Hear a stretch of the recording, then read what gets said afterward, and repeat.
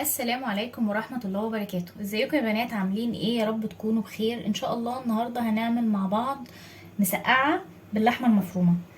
يعني مسقعة من اسهل الاكلات وابسطها وطعمها كمان بيبقى حلو جدا يعني. تعالوا اقول لكم المكونات معايا ايه. عندي بتنجان، انا محمرة الحاجة، يعني محمراها قبل ما اصور. البتنجان مقطعاه مدور كده ويكون حجمها يعني تخين كده عشان ما تتحرقش منك، وكمان لما تحط في الصلصه تبقي ايه يعني بتاكلي مسقعه، متقطعهاش رقيقه قوي، يعني بتاكلي بتنجان اقصد. وبطاطس قطعتها برضو بالشكل ده، شرايح مدوره كده اهي، وحمرتها اهي. فلفل رومي، ولاني ما يعني انا ولا جوزي بنحب الفلفل الرومي، بس يعني قطعت كده قرنين فلفل ايه وحمرتهم، يعني يدوها شكل كده، يعني يبقى شكلها حلو، بس احنا ما بناكلوش اصلا. ومعايا توم، فصين توم مهروسين، ومعايا لحمه معصجه. اللحمه دي كنت انا معصجاها وشايلاها في الفريزر، بقى مني طبق كده فشلته في الفريزر، قلت اطلعها اعملها بدل ما اعملها يعني تبقى ساده كده، بس اعملها ايه باللحمه المفرومه، هو الطبق ده بس يعني. ومعايا الطماطم بتاعتي عصرتها وصفتها كويس. ويلا مع بعض بقى نبدأ الطريقة بتاعتنا. تعالوا معايا على البوتاجاز اقول لكم هنعمل مسقعة ازاي. هنجيب حلة صغيرة نحطها على النار، وهنحط فيها شوية زيت صغيرين جدا مش كتير. ولما الزيت يسخن شوية، هعلي بس النار عشان الزيت يسخن. الزيت كده سخن معانا اهو، هجيب بس حتة من الزبدة، حتة من الزبدة الصفراء انزلها في الزيت، تديها بس طعم يعني كده مش اكتر يعني. وبعد كده ننزل بالثوم بتاعي المهروس، ونحمر الثوم.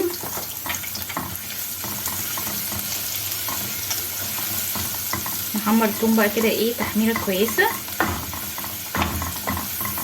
هحمر الثوم وارجع لكم تاني عشان ما اطولش عليكم مده الفيديو. رجعت لكم تاني اهو، بقى الثوم ابتدى ياخد معايا اللون الذهبي ده كده. طبعا يعني انا مش عايزه احرقه، يعني مش هيبقى محروق، يعني انا طالبه بس اللون ده.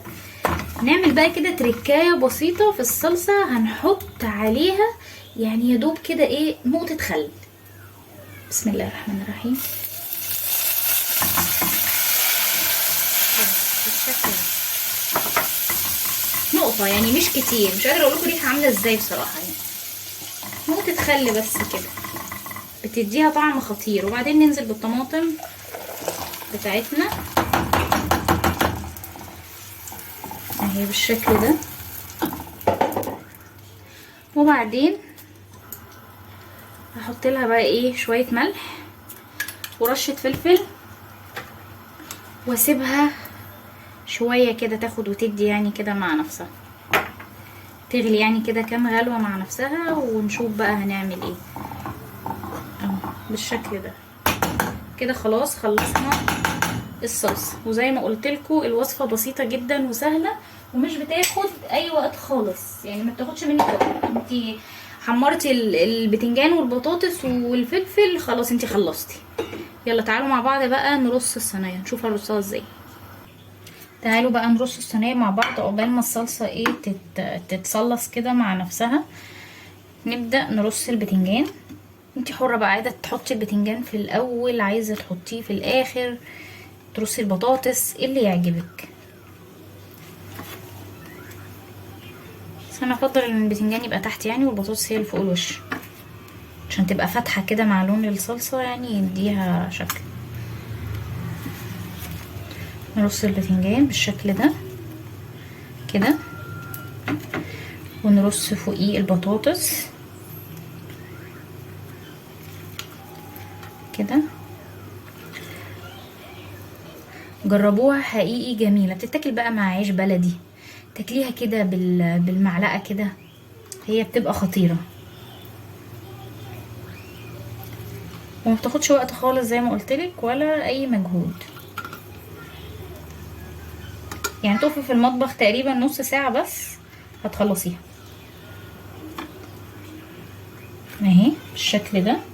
والفلفل بس كده فوق الوش يعمل ايه شكل بس.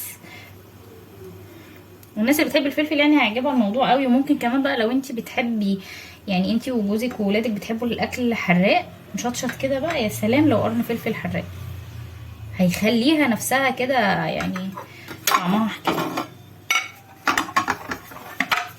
الصلصه بقى تخلص كده. انا خلصت معايا صينيه بقت بالشكل ده، رصينا البتنجان وبعدين البطاطس وبعدين الفلفل بالشكل الجميل ده. انا شايفه اصلا هي شكلها كده بس تتاكل يعني. الصلصه تتسبك وارجع لكم بقى اقول لكم هنعمل ايه تاني. ورجعت لكم تاني بعد ما الصلصه غليت كده كام غلوه اهي. انا طبعا لما بقول تتسبك انا مش قصدي تتسبك بمعنى كلمه تتسبك ان هي يعني تنشف خالص، لا طبعا. هو انا عايزاها كده تبقى خفيفه كده بالشكل اللي انتوا شايفينه ده. دلوقتي هحط اللحمه، هجيب اللحمه بتاعتي اهي واحطها. هنزل بقى باللحمه بالشكل ده بالراحه عشان ما تطرطش. انا حطيت اللحمه في الاخر لان اللحمه طبعا متعصجه وكله تمام اهو. هسيب بقى اللحمه ايه يعني تغلي غلوتين بس مع الصلصه عشان تاخد من طعم الصلصه وكده، وارجع لكم تاني. ورجعت لكم تاني بقى بعد ما غليت اللحمه مع الصلصه اهي بالشكل ده. تعالوا بقى نحطها. انا كده خلاص اهو انا محتاجاها كده اهي. تعالوا بقى نحطها مع بعض على الصينيه ونشوف هنعمل ايه تاني. اهي بقى الصينيه، يلا نحط مع بعض عليها الصلصه بالشكل ده كده، ونوزع الصلصه بقى ايه على الصينيه كلها كده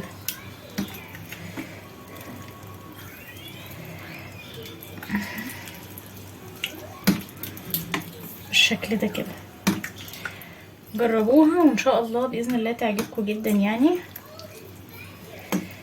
هي حقيقي حلوه قوي وطعمها بيبقى خطير وبسيطه. الناس اللي بتحبش تقف في المطبخ كتير مش هتاخد منك وقت.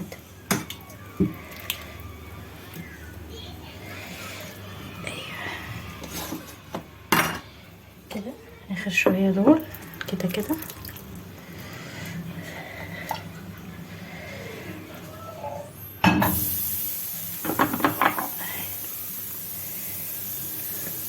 اهي كده بالمنظر ده كده. بصوا بقى شكلها عامل ازاي. عايزه اقول لكم شكلها وريحتها حلوه جدا. دلوقتي بعد ما خلاص خلصنا وحطينا الصلصه هندخلها الفرن على درجه حراره 180 يعني تاخد كده برضو تدي مع نفسها شويه. والصلصه عشان انا ما عملتهاش قوي فهي لسه فيها زي ميه كده اهي، انتوا شايفينها اهي. تتشرب بقى كويس والحاجات كلها كده تستوي ببعضها وتاخد طعم الصلصه واللحمه. وارجع لكم تاني بعد ما تخرج من الفرن اوريكم الشكل النهائي ليها عامل ازاي. ورجعت لكم تاني بعد ما طلعتها من الفرن خلاص، وده الشكل النهائي ليها. اتمنى ان انتوا تجربوها وان شاء الله ان شاء الله هتعجبكم. تعالوا بقى ايه نغرفها كده مع بعض في الطبق قبل ما اقفل الفيديو. نعمل كده تاخد كده. بصوا عامله ازاي، بصوا شكلها تحط بالشكل ده كده اهي. اتمنى ان انتوا تجربوها وان شاء الله تعجبكم. ولما تجربوها ما تنسوش تقولوا لي رايكم في الكومنتات. ما تنسوش تعملوا لايك للفيديو ده وسبسكرايب للقناه. باي باي.